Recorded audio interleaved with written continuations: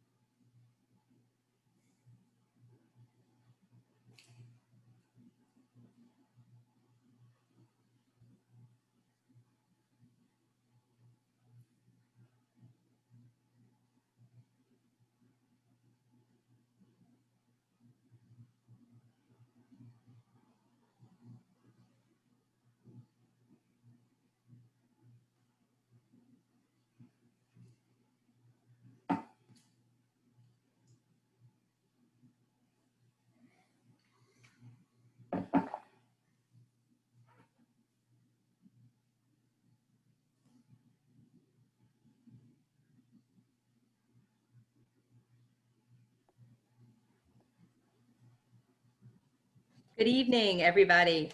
It is 7:30, so we're going to get started, even though I'm seeing lots of people jumping on.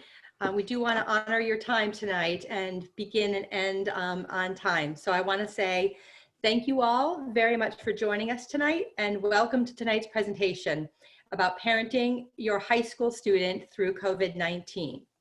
We are recording this presentation because we had a large group of people interested about what our speakers had to say tonight. Anyone who's registered will get a copy of the recording tomorrow. We are here thanks to the needs that were identified by the Child Advocacy Committee for support for Monmouth County families during this time, and with the cooperation of the Mental Health Association of Monmouth County and the Society for the Prevention of Teen Suicide. Our first expert tonight is Maureen Underwood, who is a parent, and she is now a grandparent to high school students. Maureen is also a licensed clinical social worker with a practice specialty in grief, loss, and trauma, and she's worked with many families during difficult times such as these. Maureen, are you ready to take it over? I think I'm ready to take it over, and I may look like I'm in two places. And that's because my computer is technologically challenged and I can't do sound and video from the same place. So I appreciate your understanding.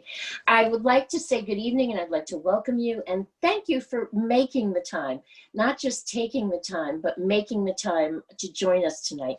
We've got a lot to share with you, and in order to do that, we've divided it up into 3 sections. I'm going to talk about the first, which is taking care of yourself first in a stressful time.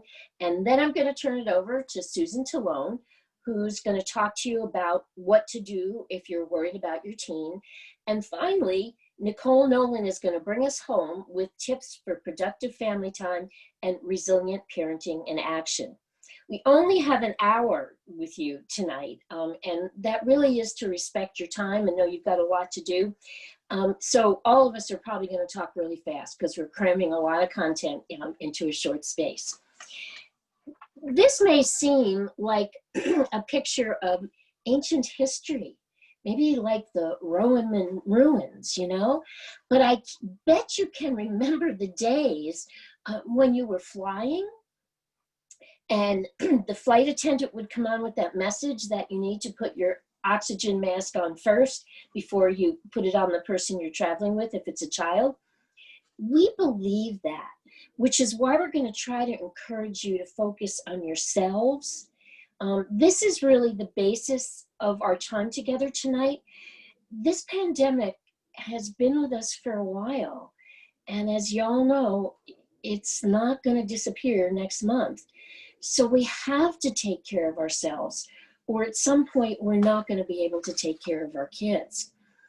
I just want to remind you some things you already know, but I'm going to put them into our conversation tonight so we have some context for what we're talking about, because I know that there's not one of you who doesn't know that adolescence is a time of negative dependence.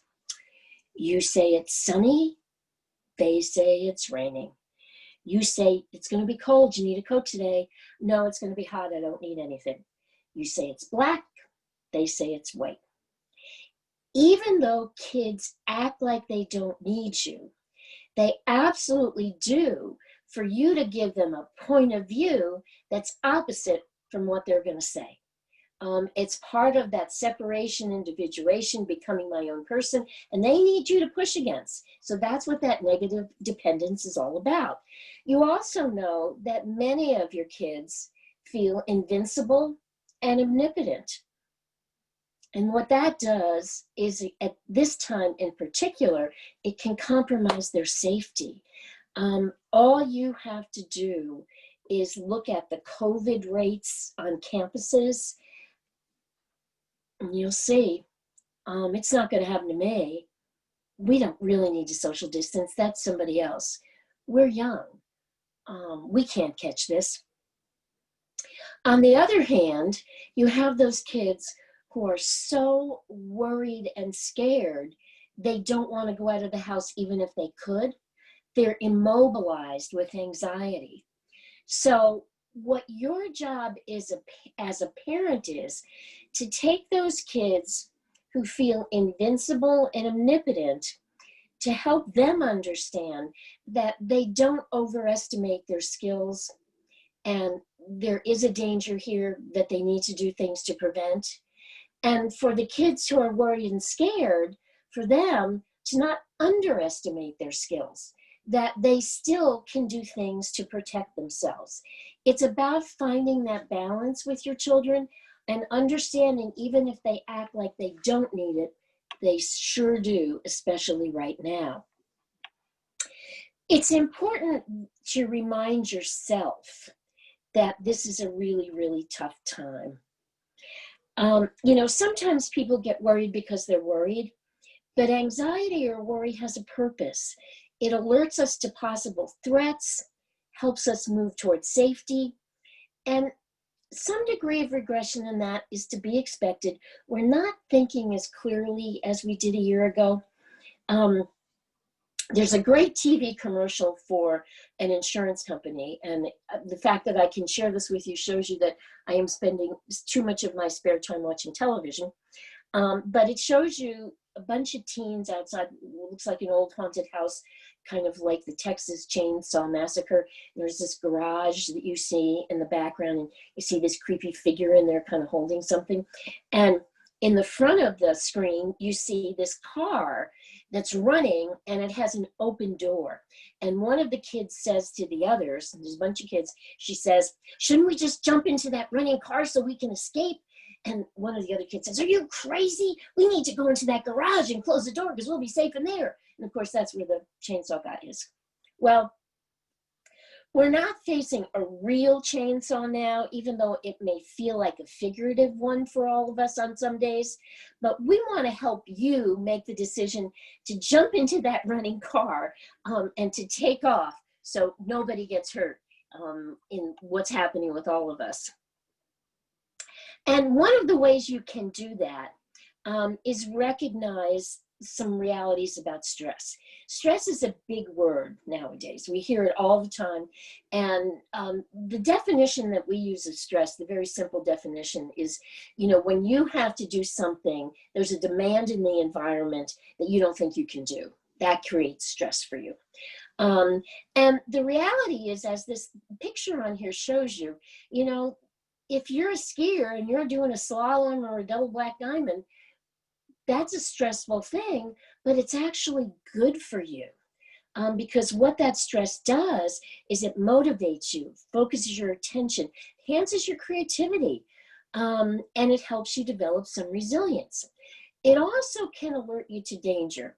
Think about when you're driving on the parkway and all of a sudden the traffic stops in front of you and you slam on your brakes. You feel your stomach go up into your throat. That's stress. That is acute stress. So that's alerting you to danger. And again, it's focusing your attention, it's motivating you, and probably the next time you're in that spot on the road, you may pay a little bit more attention to it. So it helps you kind of develop some degree of resilience. Now, I want you to think about how you use the word stress in your life today. And I think many of us have that conversation with ourselves, and what we talk about is, I'm so stressed and stressed so much these days. So I want you to take a pause, and I want you to ask yourself, what part of what you're so stressed about has taught you something about yourself or challenged you to become a better person? So for example, you're dealing with all these hybrid classes.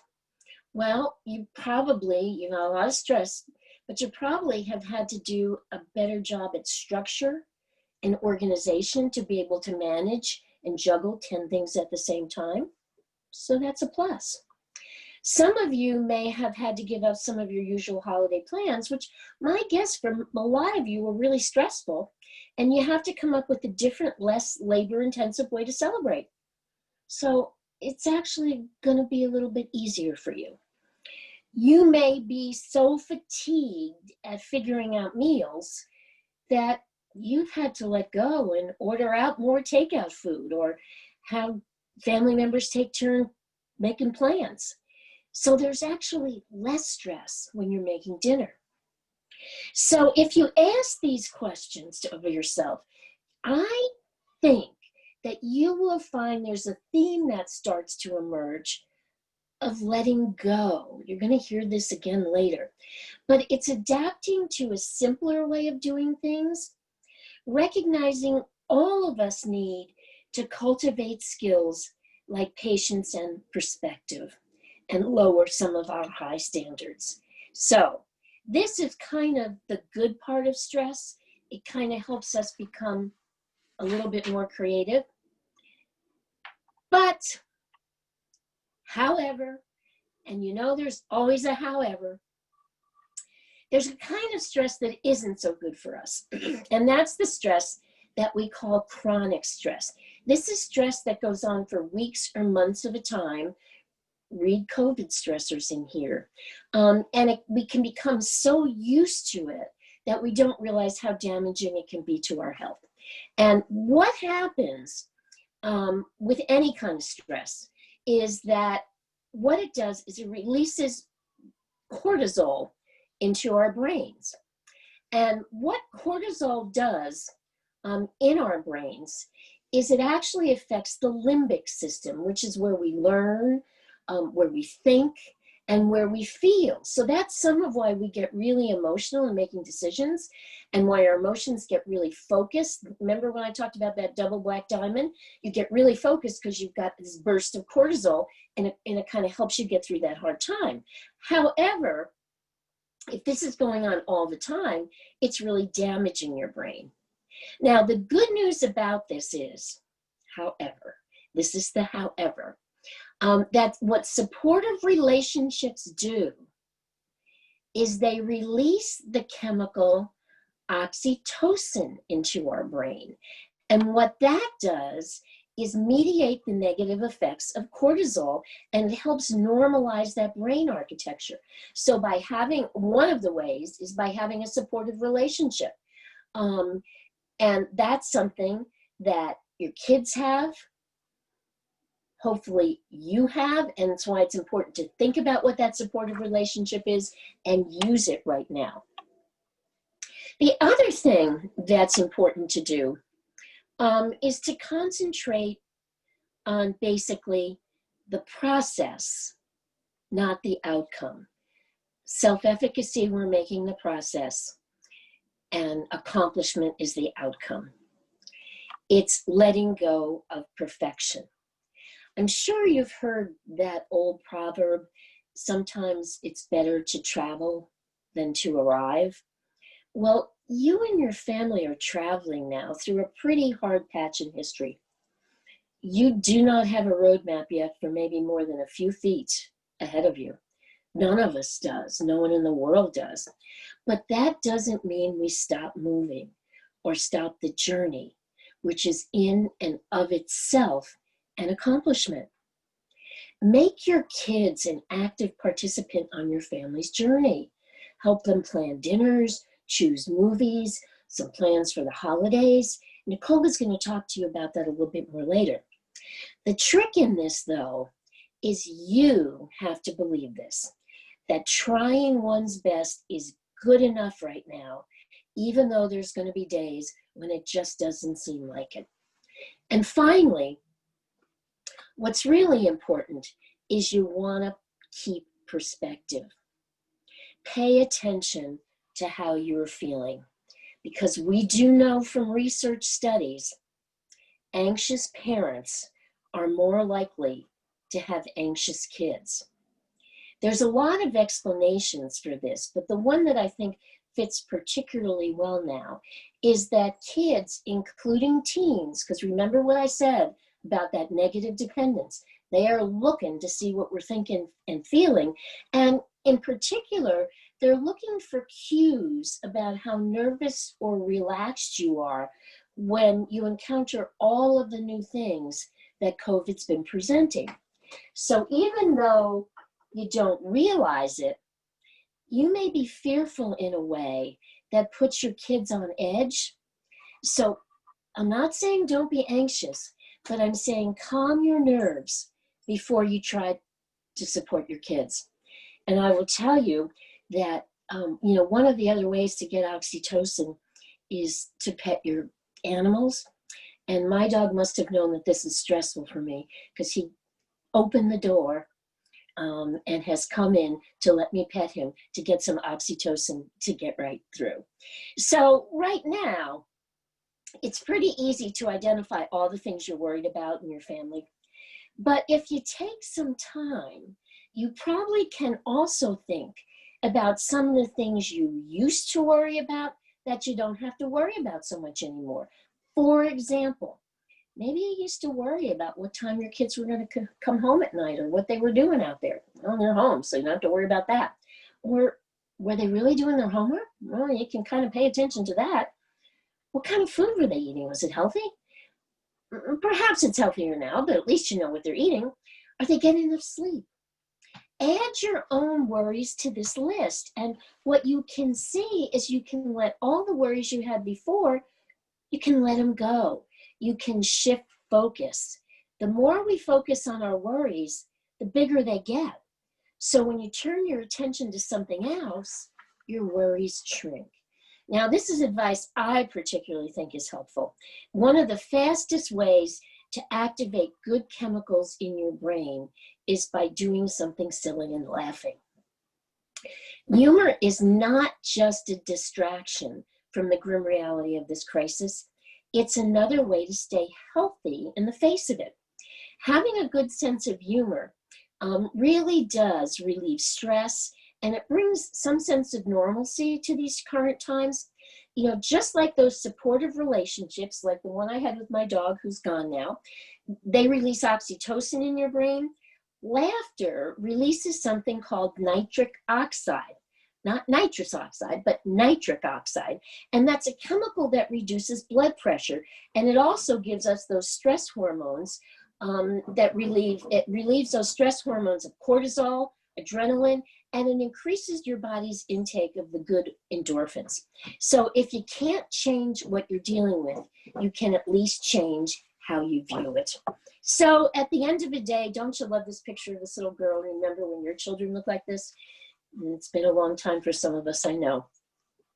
It's important to remember that structure organizes chaos, and what that does is provide control.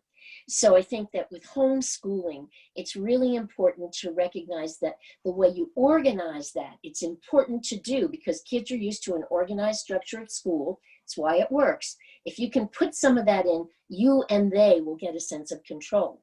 If you're feeling helpless, one of the things we know is that being helpful can counteract being helpless. So doing good things for others, paying people compliments, it also releases some of that brain chemistry. Self-care does not have to take hours. When we do these presentations, longer ones, we often talk about taking mini breaks, coming up for air, just like those swimmers who have to come up to breathe, doing things that take 2 minutes, just looking out the window, distracting yourself, having a glass of water, piece of chocolate, whatever you can do, that becomes self-care. You don't have to be so positive. Everyone is entitled to have a down day. Now, the truth is if you have too many down days, that's when you might need to look for some support, or you might need to look for some help, and we're going to give you some resources for that at the end. And you also want to do things that surprise yourself. If anyone had told me that one of the TV shows that I actually spend time watching and sort of search for with my remote is Impractical Jokers, I would have told you were crazy. But for some reason, that makes me laugh.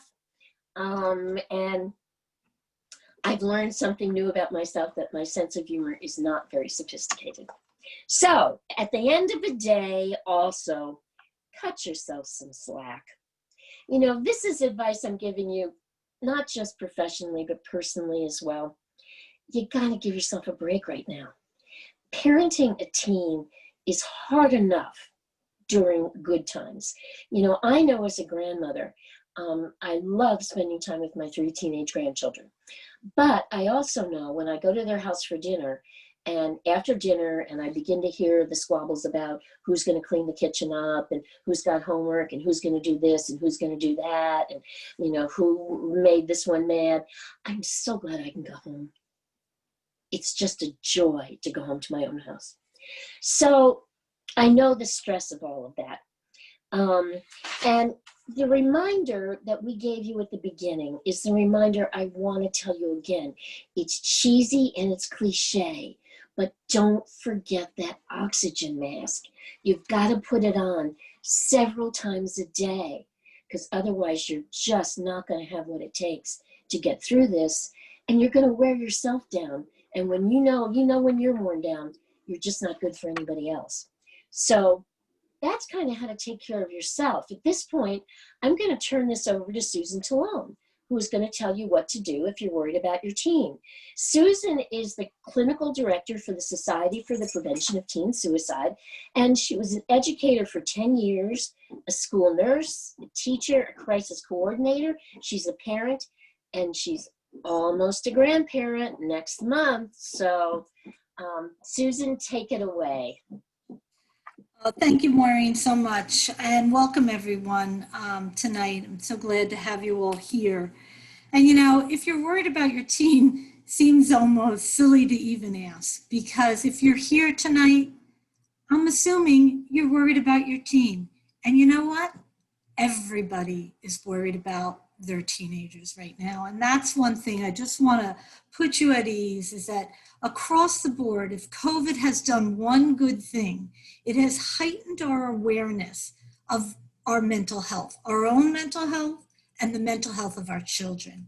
And so the fact that you're here tonight and worried, I applaud you and thank you for coming, and hopefully we can help you, navigate through this world of worry right now. And I just want to sort of reiterate what Maureen said earlier, is that anxious parents oftentimes do have anxious children. And so it's so important to recognize that across the world right now, everybody is under that level of chronic stress that Maureen has talked about. So it's not that you're doing something wrong, it's just the way of the world right now. So to check your own emotions before you have any kind of conversation with your children, and to really listen to the words that you're saying amongst your children in the household, because they are hearing it and incorporating it into how they're feeling as well. So I just wanted to say that, you know, as we're walking through, you know, what we really want to do is keep our children safe, right? That's what all parents want to do.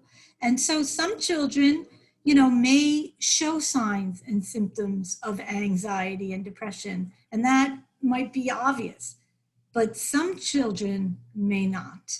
And I think that's the struggle, is to, when do I know when to worry? When do I know when to do something? And that's what I want to talk to you about. So I don't want to create fear for you, but I do want to say one thing, and that's, even though no one knows your child as well as you do, and everybody here tonight is saying, you know, I am sure that, you know, my child would never think about taking their own life or think about doing anything drastic.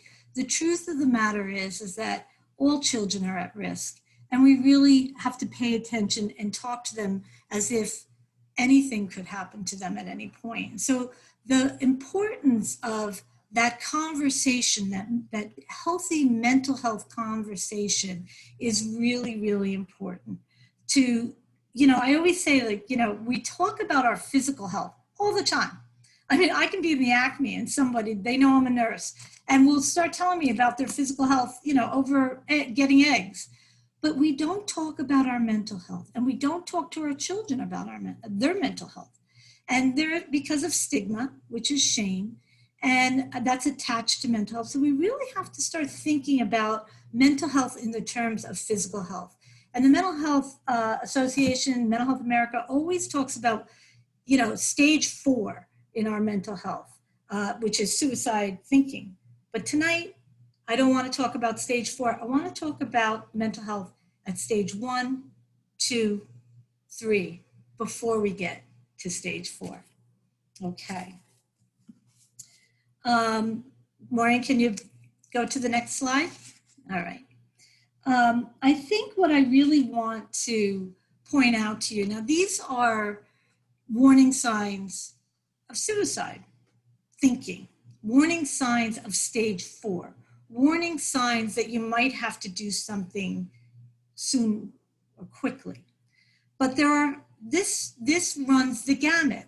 So when I'm talking tonight, I want you to think, we really want to bring you back to stage 1 and 2, and really start to think about feelings, not just feelings of hopelessness, but maybe feelings of sadness, and starting to address these issues early on, because it's so much easier to bring a child back to stage 1 if we hit it early on than waiting till they get to stage 4. Okay, so you think about, I always think about it like a cone.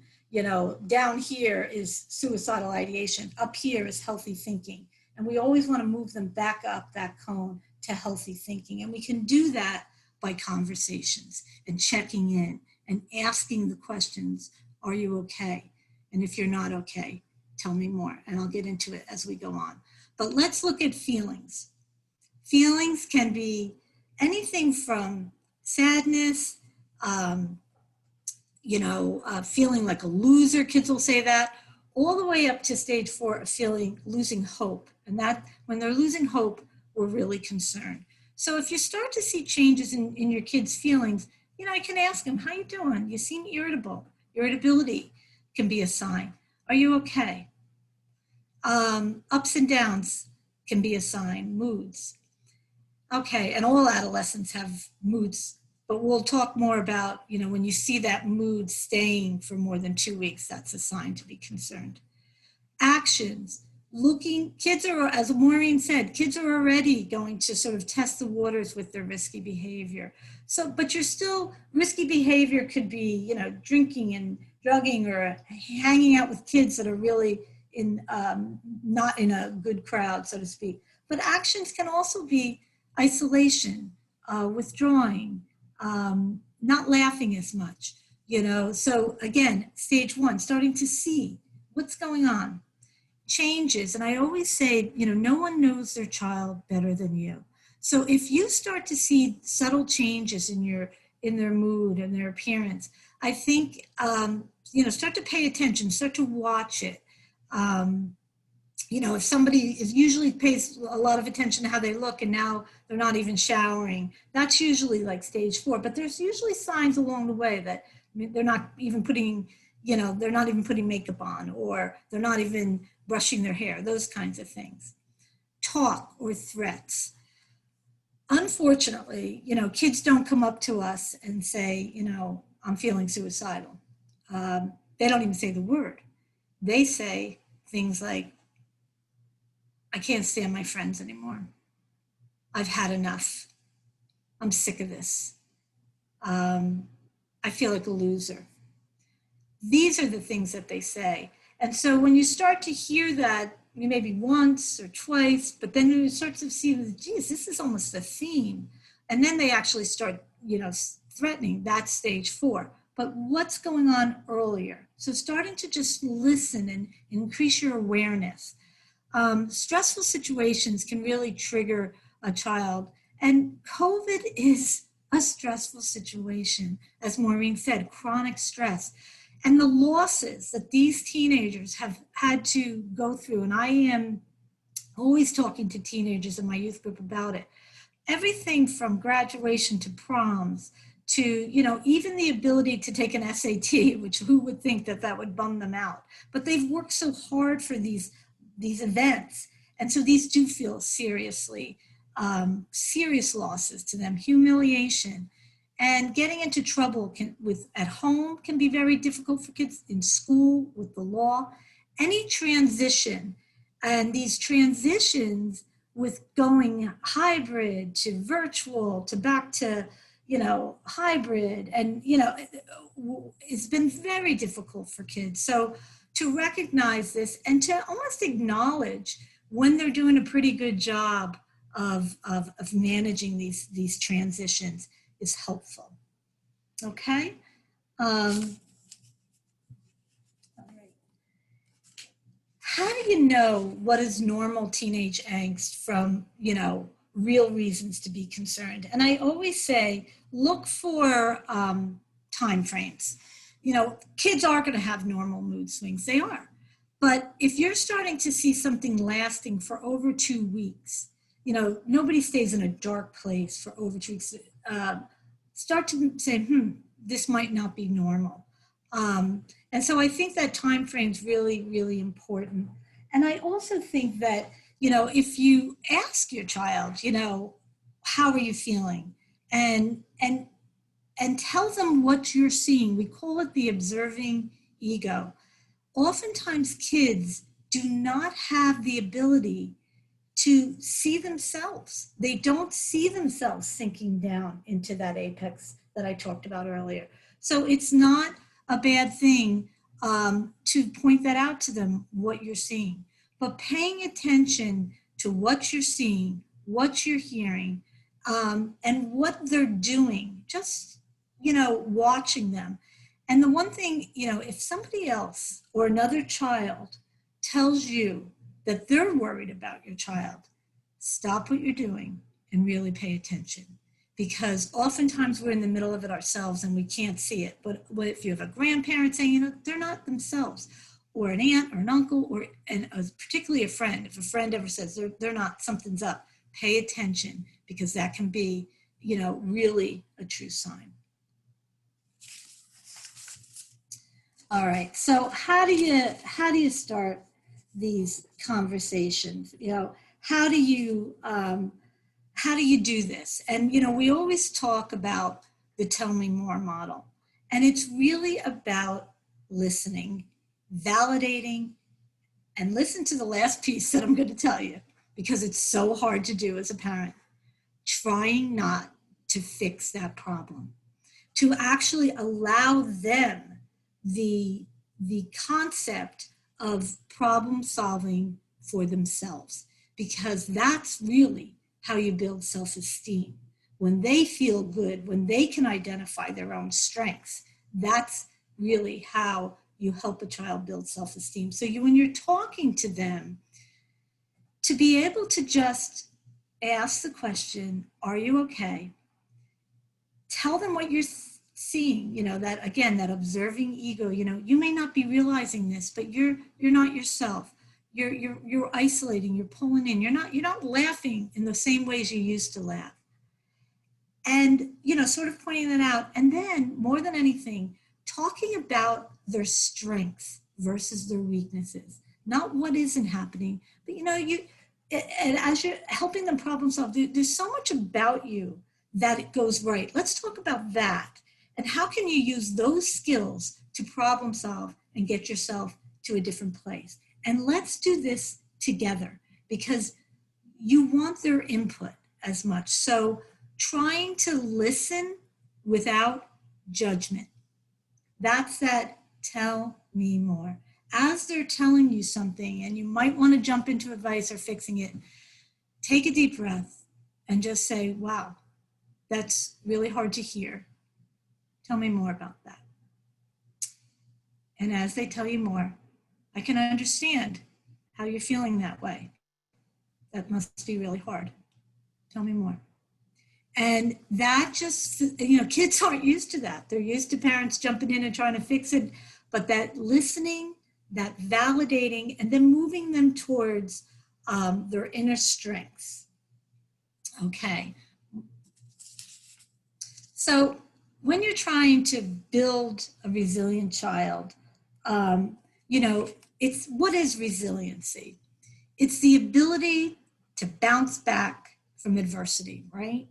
And has there ever been a more difficult time in our lives and in our children's lives than right now through COVID? So this almost is an opportunity to help your children learn from adversity. And I think that's really what building a resilient child is that mindset is that hard times can build character, can show you what's in your toolbox to get through difficult times. And that can really help a child as they go on through life. So don't be afraid to use these times to show the kids in your life how well they are doing. Okay. So, what do they need? They need they need trusted adults. One of the things that we know in suicide prevention is that one of the most protective factors we can have is one caring adult in a child's life. And I like to add a little bit more to that statement. One caring adult in a child's life that speaks the hard truth.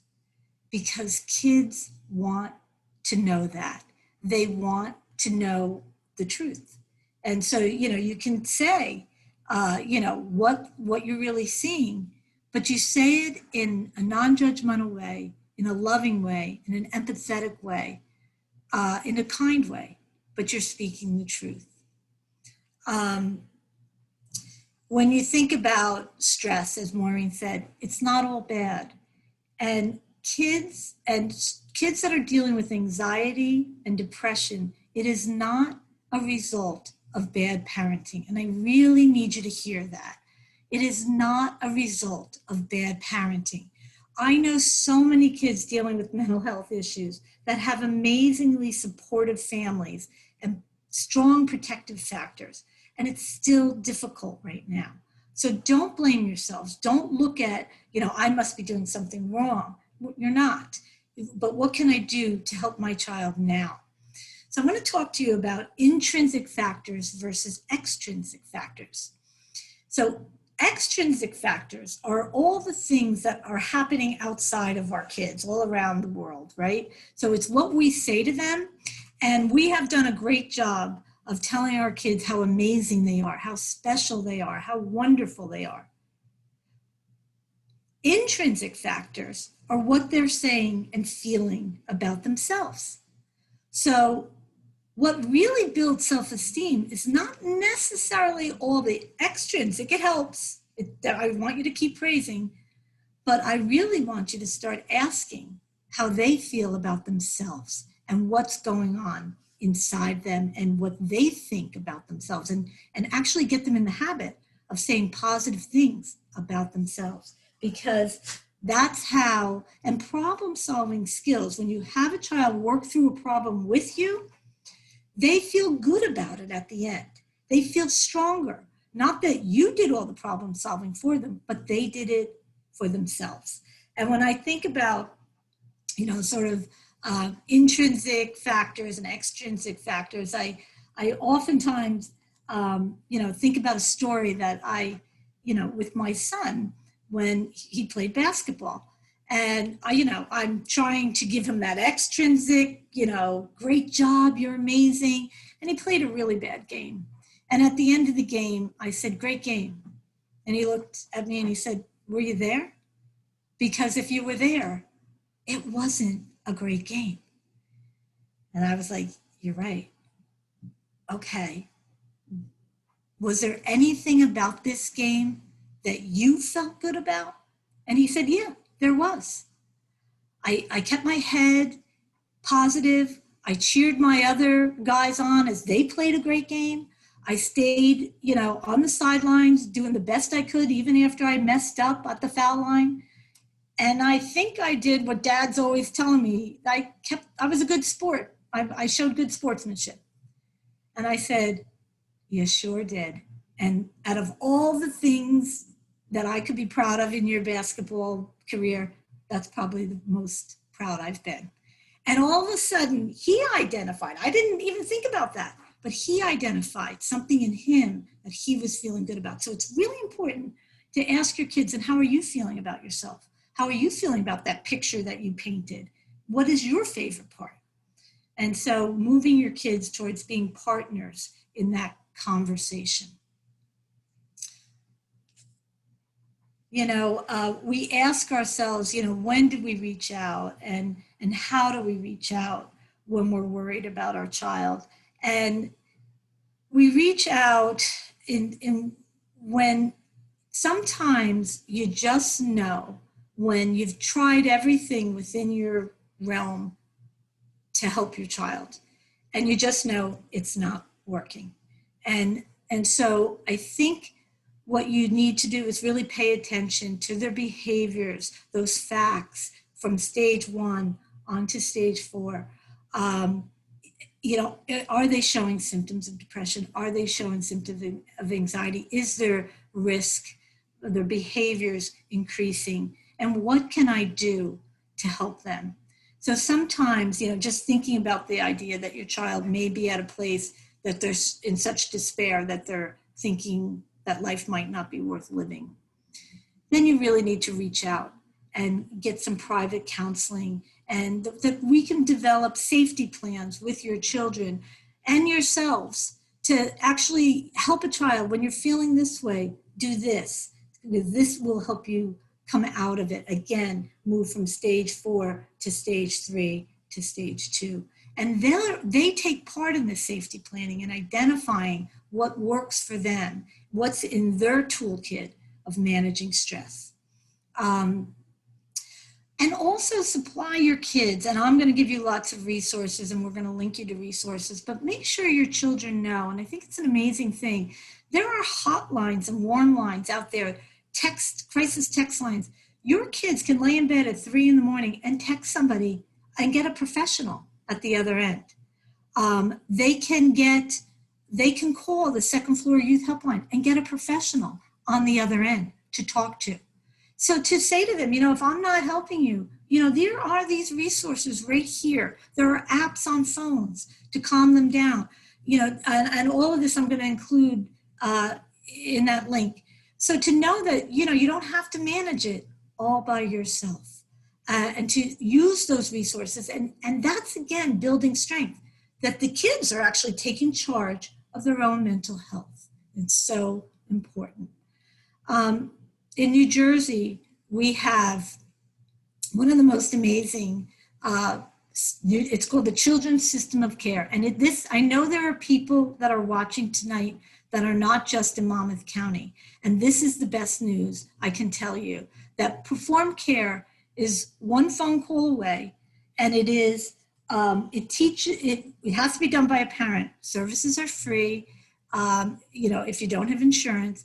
And this one phone call can link you to mobile crisis and get you into a system of care with your CMOs in your counties, and really start to link you to all the services that are available in your county. And New Jersey is I think it might be one of the few states, maybe the only state that has this, but we're very, very proud of this system of care.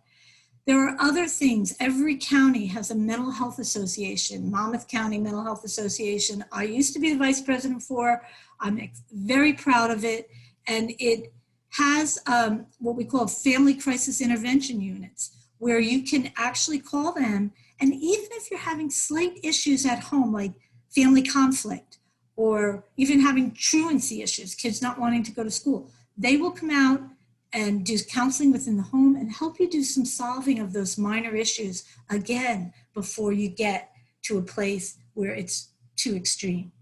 Family-based services, which is an amazing service for families who are part of the Perform Care, the CMOs, where they actually support their families all throughout this process and make sure that they strengthen them in any way possible by showing them all the things that are available to them in the mental health system. The Mental Health Association in Monmouth County has outpatient services, and I know they do sliding scales. Another resource that is underutilized in Monmouth County is what we call the Monmouth Resource Net. And there's the website online here, and go there and find out all the different resources. You can look for private therapy, and it really will give you all the resources that you're wondering, where do I find this?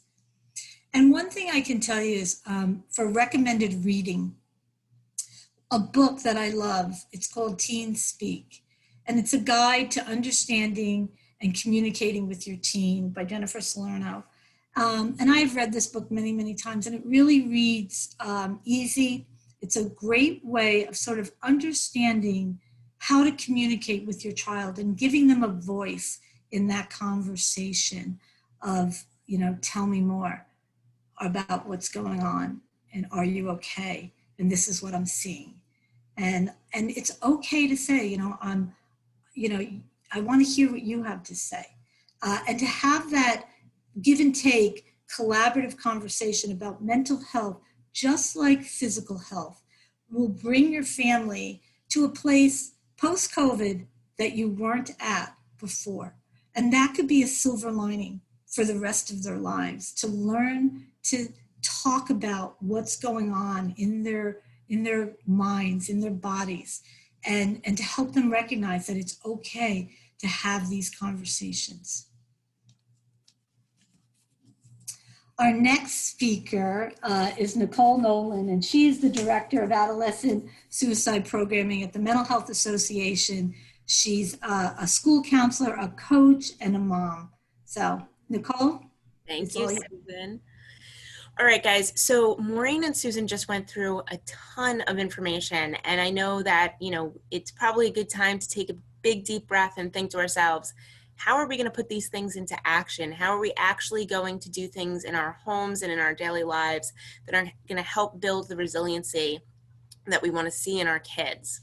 And so one of the first things that I want to talk to you about is structured family time. You know, I think what's really, really important right now is our 3 magic words. And I know Susan talked to you a little bit about some other words that we use, you know, tell me more. And now we're going to talk a little bit about what I like to focus on: support, control, and structure. You may have heard those come up a little bit in Maureen's discussion earlier tonight, but what we want to do in everything when we're teaching our kids is providing support, providing control, and providing structure, especially in a time of crisis. This is all basic crisis intervention theory that we've built into a lot of the work that we've done throughout Monmouth County. So that comes to structured family time. And what do I mean by that? Basically, the idea is that our kids know what to expect. Right now, we are all going through this time where we don't know what to expect. We had our schools shut down. Oh, sorry, go back one, sorry. We had our school shut down six or 7 months ago, and we were home for a very, very long period of time. You know, we have all of these things that we didn't really expect. We came back to our school buildings. Our school buildings were open. I know for many of us in Monmouth County right now, it's a day-to-day situation as we learn to hear about what kinds of cases are in our school and if we're going back virtual. So by providing structured family time, what we can do is help our kids have expectations within our house. The rest of the world may be a little crazy right now, but at least at home, they know what to expect. So plan times in advance that you guys are going to be expected to be together so that kids know when that unstructured family time will be.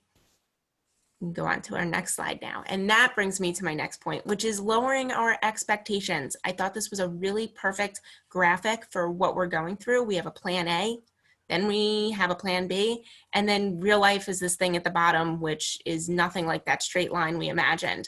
You know, I'll share with you guys a little story that I had. You know, our school moved to virtual learning, and I had to figure out for my son, you know, what we were doing. And the night before, I did everything. He had to go somewhere to learn for the day because I had to go to work. I packed his lunch. I packed his books. I laid out the worksheets. I printed the worksheets. I went to the store to get the materials that he needed for his craft class and all of this different stuff. And I was like, I'm doing pretty good. We get in the car and we're driving. My son says to me, "Mommy, I forgot my mask." So of course I'm like, how did you forget your mask? It's the one thing that you need to do. It's on your face. It's all of this different stuff. And I took a big deep breath and I looked at the car seat next to me. What's the one thing that my kid needs in order to do virtual learning? Yeah, I forgot the laptop. So I realized in that moment, not only did I need to lower my expectations for my son, he made a simple mistake. We forgot a mask. We were able to get one. Things were okay. I needed a second game plan because it didn't look like plan A and it didn't look like plan B. And now I didn't have the one thing he needed in order to be successful for his entire school day. So yeah, we need to lower our expectations a little bit. We need to figure out, you know, what it is that is most important to us right now and stick with that. And sometimes that's 1 or 2 things. The kids are happy and they're healthy. That's enough for me right now. Another big thing that I've spent a lot of time, especially working with a lot of my clients and a lot of the kids that I work with right now, is talking about the changing traditions. We have a holiday that's coming up next week. We have a big holiday season coming up, and kids are really upset about this. You know, you have a lot of families who sometimes travel for Thanksgiving. Maybe this is the only time in the school year where they get to see family members. You know, Thanksgiving is the one time they get to see these cousins on the side of the family, or they get to see this person or this grandma or this grandparent. And I know that that's really hard for them, that the traditions have been changing in order to help keep everybody safe. So one of the suggestions that we have is, you know, figuring out different ways to have new traditions, or, you know, just traditions this year that look a little bit different, or bringing things back from the past. You know, maybe you had something that you did with the kids when they were really little, you stopped doing them. Maybe you bring them back. But the key part here is that you include the kids in the conversations. of all of the conversations that I've had with my teens about changing traditions, it's because they felt that they've been forced upon them. This change is happening and nobody asked them for their input. Nobody has asked them how they're feeling. No one has asked them what they would rather do. Include your kids as much as possible. Talk about old traditions, talk about new things. One of the things that we've liked to do, is this is the first year that maybe we won't be with grandparents, is we wrote grateful letters, dear grandma and grandpa, remember the time we did this together, and this is why I'm so grateful to have you. And because I'm so grateful to have you, that's why we are not going to be with you this year in order to keep you safe. Just different things that you can do here and there to help change traditions, but also keep them special and engage your kids in the process, right? That's where you're teaching them to problem solve. That builds resiliency. Family theme nights. This is another, really great activity that I've seen a lot of success with. And I know a lot of you may think right off the bat, there is no way my teen is going to do a family theme night with me. Now, I have TikTok on here for a reason, and I know we all kind of have a love-hate relationship with TikTok. Our kids are probably on it way more than we'd like them to. I know that I was anti-TikTok until probably about mid-April, and then I got it myself, and now I usually spend a good hour or two on there at night. My husband gets really irritated with me about that one. But there's a challenge on TikTok, and one of the things that I thought was hysterical is there's a family theme night where everybody in the family comes dressed as another family member. So you put all your names in the hat. Dad comes as, the youngest son. Mom comes as the oldest daughter. The daughter comes as dad, or somebody comes as mom, and it's just hysterical. And then you have this dinner in your personas of the people in your family. And there's been some really hysterical TikToks on there. People get really into it. The kids get really into it, and, wearing mom's Lululemon or yoga pants or this or that, or dad's favorite hat, and, really embodying those people. And I don't think it was intended to be this way, but it's actually pretty therapeutic, and it's given some families some really good self-awareness and insight as to how, other family members view them. So it's a really great, activity that you can do with your kids. And the other thing is you're going to get buy-in because it's on TikTok. So if they go viral for this, your kids are going to really just want to do it anyway, because, everybody's looking to go viral on TikTok and become a millionaire overnight. On the other side, I have, just typical theme nights that you can do where kids have kind of come up with this. I know we do this in my household, and the kids come up with, what we're going to have for dinner, what dessert we're going to have. We do a special dessert night or Sunday night, and then we watch a movie. But really, I just let the kids pick what it is that they want to do. And as long as it's a realistic, kind of expectation of what it is, I try to make it happen as much as possible. There was, last time we were in quarantine last spring, we turned our house into a movie theater, and, the kids really liked that because they weren't able to go. We rented a movie, as if we were in the movie theaters. We created tickets and we did all of that.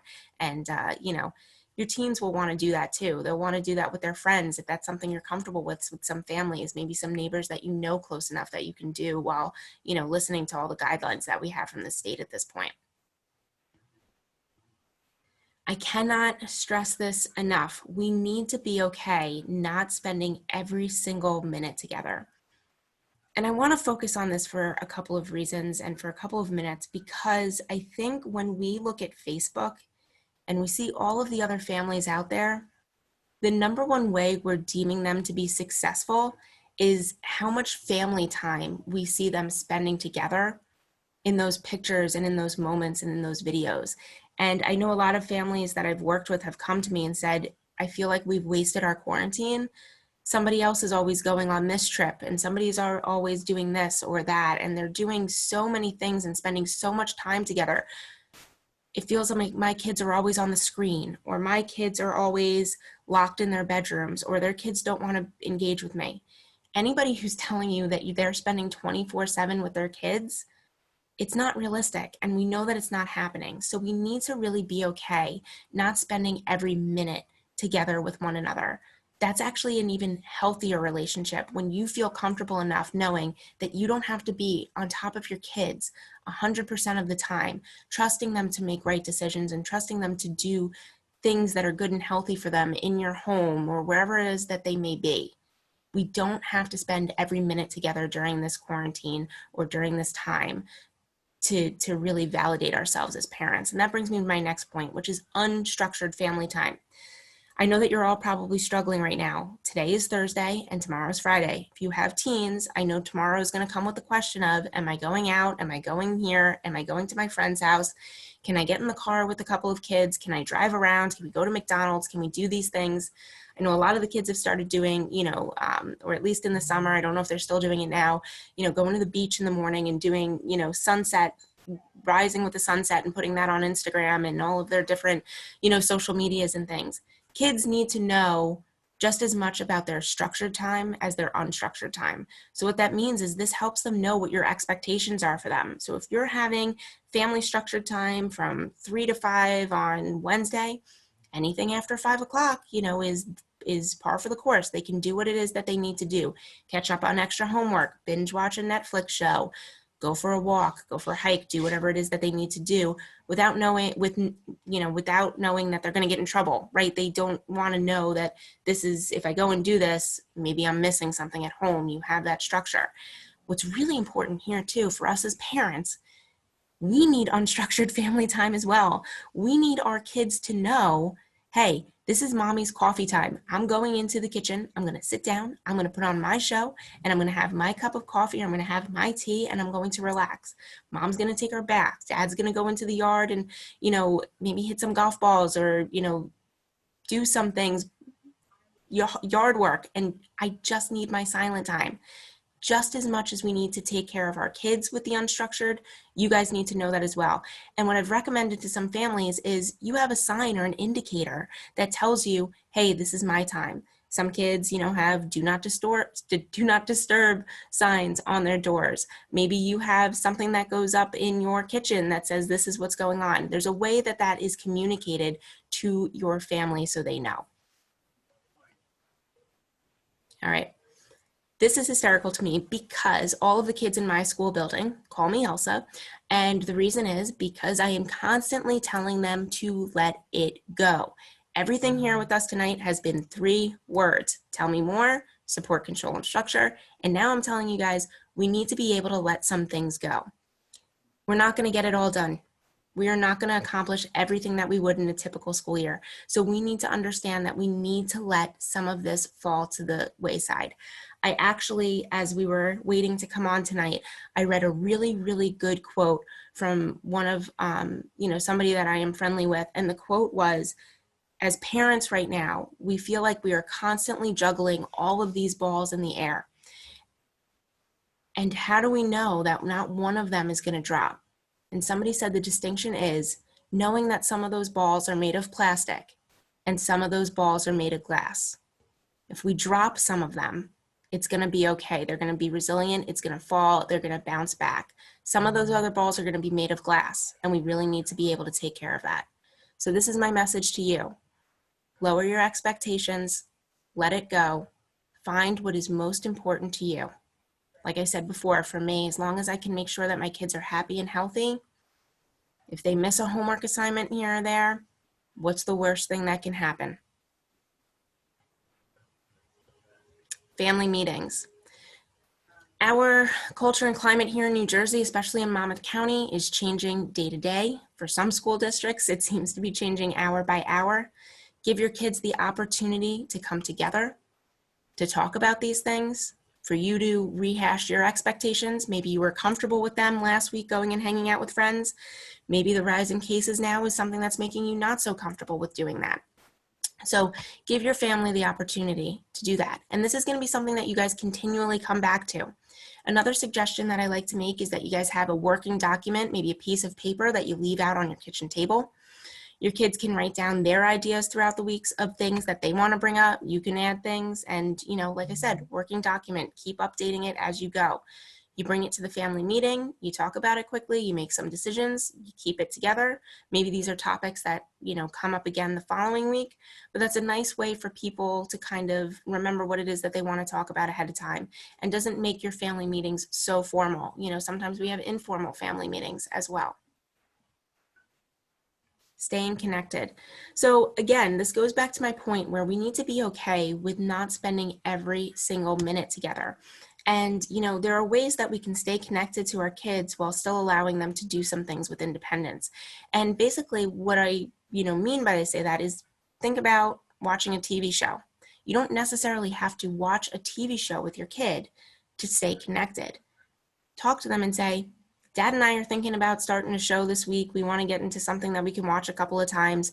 What's something that you've watched recently that's really good? Let your kids give them their recommendations. You guys go ahead and you guys watch that show.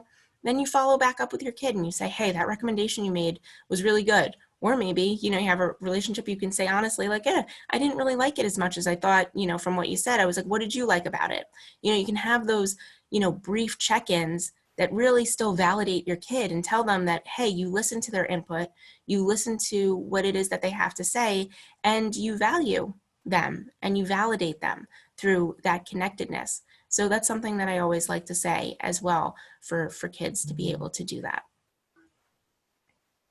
So this is my final slide that I have here as we wrap up. I know we've kind of gone over a little bit, but if you guys have seen Let It Go 2, Frozen 2, basically what happens in the movie right before this is Arendelle has this big storm. All of the people are kicked out of their homes. They don't know what they're going to do. They don't know where to go. Kind of sounds a little bit like us right now. Our offices, our homes have become our offices, our homes have become our schools. And basically what happens here is these kids are, playing with Olaf, and they're taking apart his arms and his legs and his, they're giving him a beard out of icicles and all this different stuff. They're manipulating his body and all of that. And Sven comes over to him and says, hey, bud, like, are we okay with this? Are you doing okay? And very calmly, Olaf says, we're calling this controlling what you can when things feel out of control. And it all goes back to that point. Maureen said it before, I said it.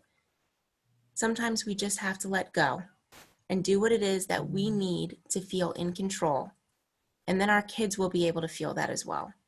It's all about modeling for them right now, how to react to this. And, the unexpected is very, very stressful for us as adults. It's stressful for our kids as well. But we can do things in our control to make us feel a little bit more safe and a little bit more secure at home by using that support, control, and structure. Thank you guys for my piece. I'm going to hand it back over. We're going to get you guys wrapped up tonight. Thank you, Nicole. So Nicole, Susan, and Maureen shared some really great tips and information with you guys tonight. I hope you were able to take one morsel of information away to make the next couple months just a little bit easier on yourselves. I dropped into the chat a short follow-up. It's very brief, a couple questions. We'd love to hear from you about what you thought, what you needed, where we missed the mark, where we hit the mark, what you're walking away with.